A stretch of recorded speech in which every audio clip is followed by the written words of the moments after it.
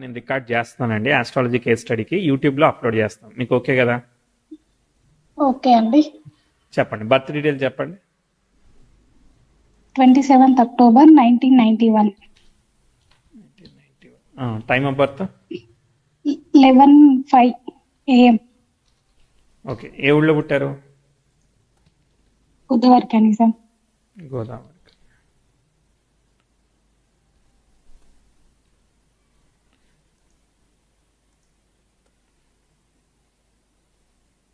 Okay, ఒక్కసారి source of birth time ఏంటిదో చెప్పండి. మీకు పేరెంట్స్ ఇచ్చిందా, ఎట్లా ఇది? Hospital recorded sir. మీ వాళ్ళు కూడా హాస్పిటల్ రికార్డే ఫాలో అయ్యారా? ఏమి రాసుకోలేదా? లేదు సార్, అంతే. వాళ్ళు పెద్ద నోట్ ఏమి చేసుకోలేదా? లేదు సార్. సరే, ఒకసారి ట్రై చేద్దాం. మరి మరి ఓకే. సర్టిఫికేట్ అంటే ఇక సర్టిఫికేట్ అంతే. డేట్ అయితే పక్కా. డేట్ అదే. మీకు లగ్నం ధనుర్లగ్నం వచ్చింది, నక్షత్రం వచ్చేసేసి మృగశిర నక్షత్రం వచ్చింది, కరెక్టేనా? అవును సార్. మీది వృషభ రాశి మృగశిర నక్షత్రం తెలుసా? అవునవును, తెలుసు సార్. ఓకే, నాకైతే సరిపోతా ఉంది, దాన్నే నమ్మి ముందు పోదాం.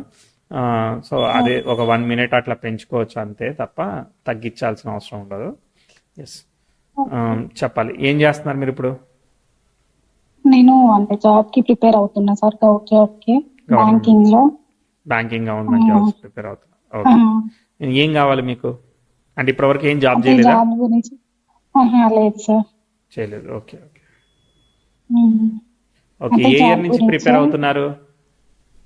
సీరియస్ గా అంటే 2017 నుంచి సార్. 2017 నుంచి ప్రిపేర్ అవుతున్నారు. ఓకే ఉమ్.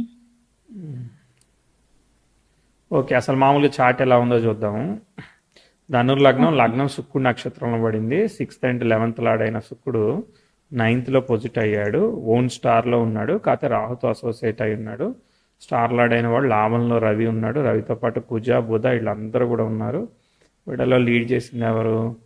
బుధుడు. వీళ్ళందరిలో రవి దశమాధిపతితో కలిశాడు, కానీ బట్ నీచం పడ్డాడు కాబట్టి కుజుడు లీడ్ చేశాడు. కుజుడు దశమాధిపతి, కుజుడు దిగ్బలాన్ని పొందాడు. ఓకే, కుజ శుక్ర ఇన్వాల్వ్మెంట్ వచ్చింది. ఓకే, కాకపోతే అరే మార్స్ కేతు ఇద్దరు కూడా ఒకే స్టార్లో ఉన్నారు కాబట్టి మార్స్ అనేవాడు డిస్టర్బ్ అవుతున్నాడు. ఓకే, లాభంలో ఉన్నాడు అంతే.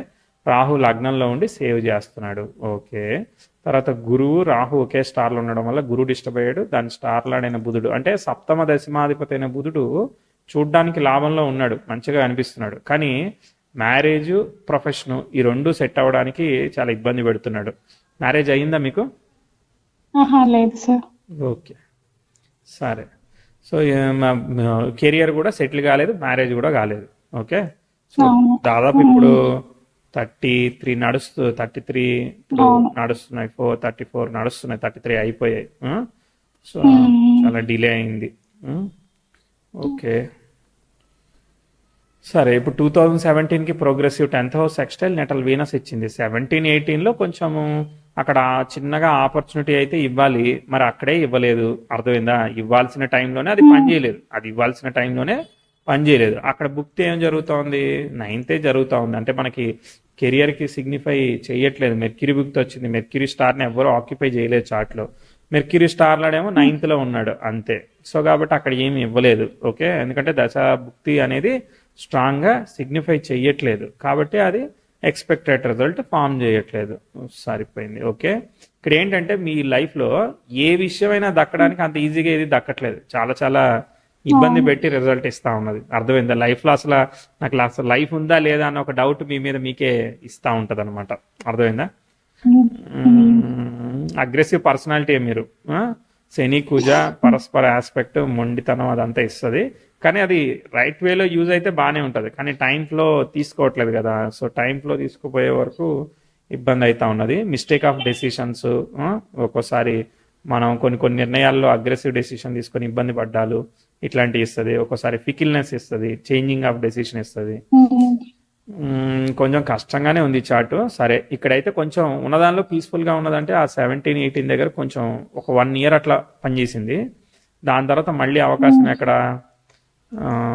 మీకు progressive mercury 10th house textile ఇచ్చాడు, మంచి ఆస్పెక్ట్ జరిగింది, అర్థమైందా? 16-17లోనే జరిగింది, ఇవ్వాల్సింది అక్కడే ఇవ్వాలి, కానీ ఇవ్వలేదు కాబట్టి ఇక అది ఇవ్వలేదు. ఇంకా దానికన్నా ఇంకా బెటర్ టైం ఎక్కడ జరుగుతుంది చూద్దాం, మళ్ళీ ముందుకు వెళ్ళి చూడాలి, ఇప్పుడు అప్పుడే ఇవ్వదు కాబట్టి.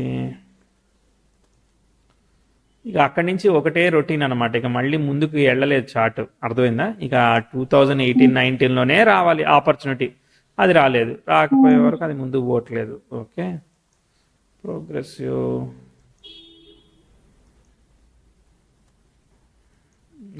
మెర్క్యూరీ కూడా మళ్ళీ వక్రించి మెర్క్యూరీ స్టార్లో ఉన్నాడు. ఓకే, మెర్క్యూరీ వక్రించాడు 2026 తర్వాత, వక్రించి కొంచెం మంచి పనే చేశాడులే, ఆయన మార్స్ లాభంలో ఉన్న ఫలితాన్ని తీసుకొస్తాడు. కానీ మీరు గవర్నమెంట్ జాబ్ అడిగారు, గవర్నమెంట్ జాబ్కి సన్ అనేవాడు ఫేవరబుల్ ఉండాలి. సన్ కేతు ఒకే స్టార్లో ఉండి సన్ డిస్టర్బ్ అయ్యాడు, స్టార్ లార్డ్ అయిన రాహు లగ్నం మీద ఉన్నాడు, రవి రాహుల కాంబినేషన్ ఒకటి యాక్టివేట్ అవుతా ఉన్నది, అది అంత ఈజీగా ఇవ్వదు.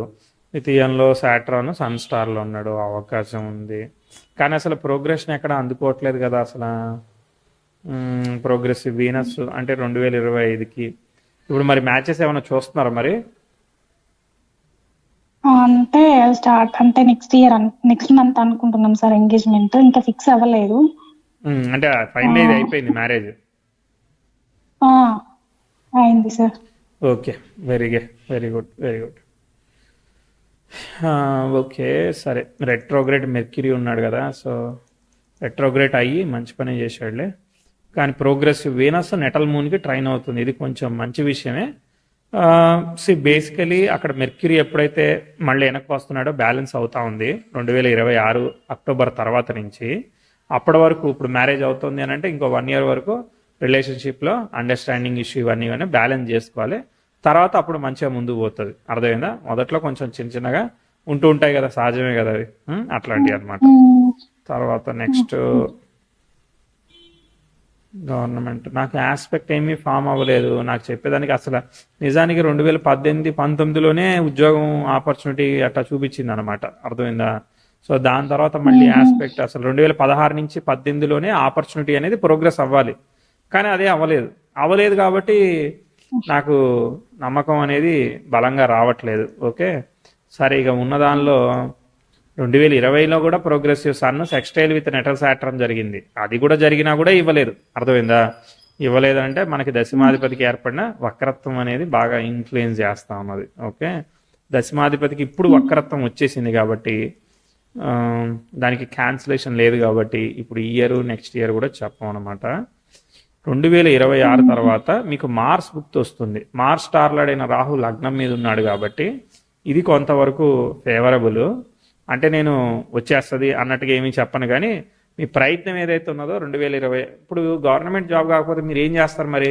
ఆల్టర్నేటివ్ ఆప్షన్స్ ఏంటి? అంటే బిజినెస్ కానీ సాఫ్ట్వేర్ కానీ అనుకుంటున్నాను. సాఫ్ట్వేర్లో సాఫ్ట్వేర్ టెస్టింగ్, లేదనంటే నెట్వర్కింగ్, ఆర్టెక్ ఇట్లాంటివన్నీ కూడా బాగానే ఉండే అవకాశం ఉంటుంది. సాఫ్ట్వేర్ అంటే ప్రోగ్రామింగ్ కూడా పనిచేస్తుందిలే, ప్రోగ్రామింగ్ కన్నా ఎక్కువగా టెస్టింగ్ చెప్తాను, ఎందుకంటే అప్లికేషన్స్ ఉన్నాయి కాబట్టి. ఇంకా ఇంకోటి ఏదో అడుగుదాం అనుకున్నాను, టీచింగ్, ట్రైనింగ్ ఇట్లాంటివి కూడా కొంత కాంబినేషన్స్ బాగానే ఉన్నాయి. సాఫ్ట్వేర్ కాకుండా ఇంకోటి ఏంటి చెప్పారు? బిజినెస్.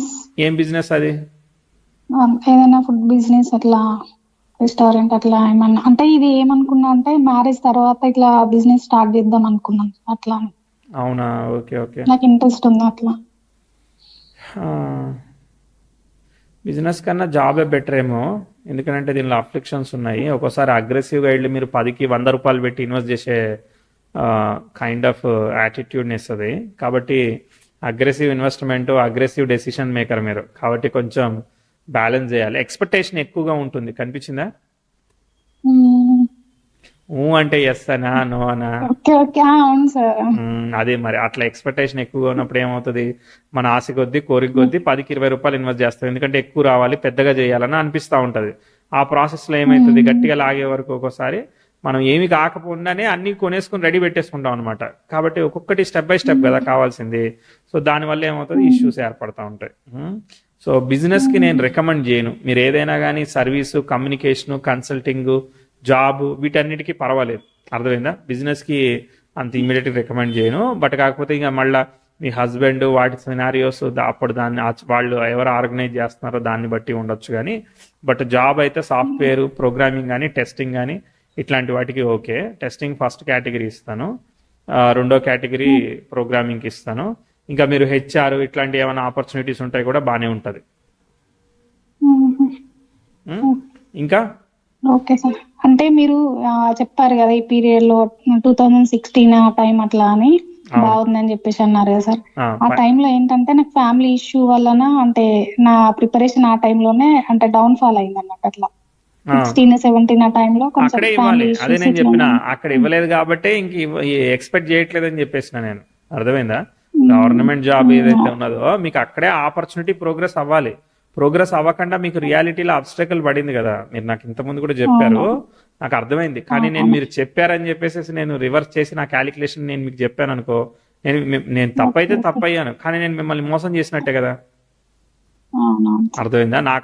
నాకు వచ్చిన క్యాలిక్యులేషన్ చెప్పాలి. నేను మిమ్మల్ని ఇంప్రెస్ చేయడానికో ఎవరిని ఇంప్రెస్ చేయడానికో నేను అది చేయకూడదు. నాకు అర్థమైందే చెప్పాలి. సో నాకు అర్థమైంది ఏంది, ప్రోగ్రెసివ్ 10,000 నెటల్ వీనస్కి సెక్స్టైల్ ఇచ్చింది, ఇది మంచి క్యాలిక్యులేషన్. అర్థమైందా? అలానే ప్రోగ్రెసివ్ సన్ నెటల్ సాట్రాన్కి సెక్స్టైల్ ఇచ్చి ముందుకు పోతున్నాడు. సో అది 2020 లోపే మనకి ఆపర్చునిటీని ప్రోగ్రెస్ కావాలి. కానీ అదే టైంలో మెర్క్యూరీ బుక్తో ఒకటి జరుగుతూ ఉన్నది. ఆ మెర్క్యూరీ ఏంటిది, 7, 10, 10th లార్డ్. అక్కడ రిలేషన్షిప్ ఇష్యూస్ కావచ్చు, లేదంటే ఉద్యోగ పరంగా ఇష్యూస్ కావచ్చు, ఏవైనా దగ్గర దాకా వచ్చి మిస్ అవ్వడాలు, ప్రాబ్లం అవ్వడాలు, ఇవన్నీ ఇచ్చేదానికి ఉన్నది కాంబినేషన్. అర్థమైందా? 7th lord mistake of decision, understanding issues, ఒక్కోసారి మనం షూరిటీ సిగ్నేచర్ పెడితే మనకి డబ్బులు తిరిగి రాకపోవడాలు, ఒక్కోసారి జాయింట్ ఫ్యామిలీ ఇష్యూస్, రకరకాలే చేస్తూ ఉంటారు. ఎడ్యుకేషన్ బ్రేక్ అవడాలు, ఇలా ఏదైనా చేయొచ్చు అనమాట. ఇదే చేయాలని రూల్ ఏం లేదు. అక్కడ కాంప్లికేషన్ చేసింది. అర్థమైందా? ఇది హెల్త్ ఇష్యూ, హెల్త్ గురించి కూడా సార్. హెల్త్ గురించి ఏం చూడాలి, డాక్టర్ చూడలేదా? అట్లనే కాదు సార్. అంటే మీరు చెప్పిన పీరియడ్ లోనే నాకు అంటే సివియర్ హెల్త్ ఇష్యూస్ కూడా వచ్చినాయి. 2019 లో, ఇప్పుడు మళ్ళీ రీసెంట్ గా థైరాయిడ్ ఇట్లా. ఓకే, 2000 ఇప్పుడు థైరాయిడ్, అప్పుడేమొచ్చింది? అప్పుడు టీబీ వచ్చింది సార్. Okay okay. సో ఇప్పుడు తగ్గిందా? క్యూర్ అయిపోయింది సార్. ఇప్పుడు ప్రెసెంట్ థైరాయిడ్. ఇది మా వీనస్ మార్స్ కనెక్ట్ అయ్యాడు, హార్మోనల్ ఇంబ్యాలెన్స్ ఇష్యూస్, థైరాయిడ్ అట్లాంటి ఇచ్చేదానికి అవకాశం అయితే ఉన్నదిలే. ఓకే.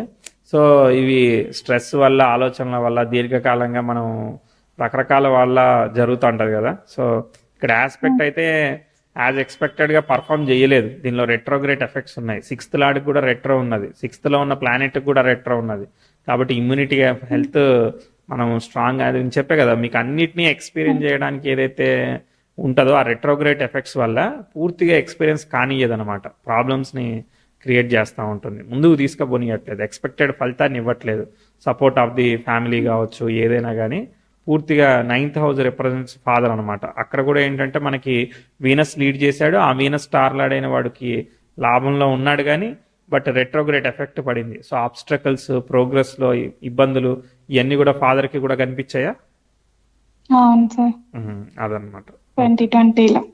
ఓకే, అక్కడ ఏమైంది అంటే అదే ఫాదర్ హెల్త్ ప్రాబ్లం. ఓకే, మనకి మంచి ఆస్పెక్ట్ జరిగినప్పుడే అది రిజల్ట్ ఇవ్వట్లేదు. అర్థమైందా? భుక్తి ఒకటి నెగిటివ్గా జరిగింది, మెర్క్యూరీకి ఏర్పడిన భుక్తి అనేది ఏదైతే ఉన్నదో నెగిటివ్గా జరిగింది. ఓకే. సో నేను గవర్నమెంట్ జాబ్ ప్రిపరేషను మీరు చేసుకుంటే చేసుకోండి, అది సెల్ఫ్ ఎఫర్ట్ అనుకోండి. ఆస్ట్రాలజీ నుంచి నన్ను అయితే ప్రిడిక్షన్ అడగండి, నేను చెప్పలేను, ఎందుకంటే అది ఎక్స్పెక్టెడ్గా పర్ఫామ్ చేయట్లేదు. కాబట్టి నేను చెప్పే ప్రిడిక్షన్స్ మీకు కలిస్తే అని కూడా నేను చెప్పలేను. అర్థమైందా? ఎందుకంటే మనం చెప్పే టైంకి అది లిఫ్ట్ అవ్వాలి, అవ్వట్లేదు అంటే అది అవ్వడానికి కొంచెం కష్టంగానే ఉంది, సెల్ఫ్ ఎఫర్ట్ చేయాల్సి వస్తూ ఉంటుంది. సో అది విషయం. అర్థమైందా? మనం పాజిటివ్ చెప్పినా అక్కడ జరగట్లేదు అనుకో, ఇక మనం ప్రిడిక్షన్ చెప్పి ఉపయోగం ఏమున్నది, అంతేనే కదా. సో అది లిఫ్ట్ అవ్వడానికి చార్ట్లోనే ఇష్యూ, రెట్రోగ్రేట్ ఎఫెక్ట్స్ వల్ల ఇష్యూ ఉన్నది. నిజానికి ఆపర్చునిటీ ఇవ్వాలి కానీ అఫ్లిక్షన్ ఉంది, అఫ్లిక్షన్ కారణంగా అది అప్లిఫ్ట్ అవ్వట్లేదు, ముందుకు వెళ్ళట్లేదు. చాలా సెల్ఫ్ ఎఫర్ట్ చేయాల్సి వస్తా ఉన్నది, దేనికోసమైనా కానీ అది చేయాల్సి వస్తా ఉన్నది. అర్థమైందా? సరే, స్టాప్ చేయనా రికార్డింగ్? Okay sir.